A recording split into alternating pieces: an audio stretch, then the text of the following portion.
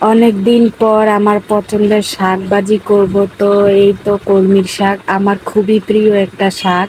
তো শাকগুলো আমি 20 টাকা দিয়ে 4 মুঠা শাক কিনেছি। তো আগে ছিল 10 টাকা মুঠা, এখন 5 টাকা হয়েছে।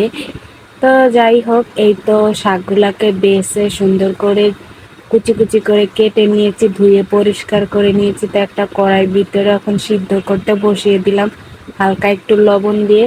তো এই তো আমার শাকটা সিদ্ধ হয়ে গিয়েছে, দেখেন কতগুলো শাক, অল্প একটু শাক হয়ে গিয়েছে।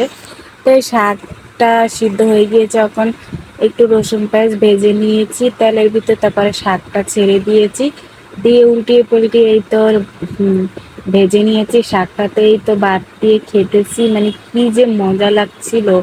কলমির শাক দিয়ে ভাত খেতে খুবই ভালো লাগছিল। তো সাথে ছিল আলু ভাজি।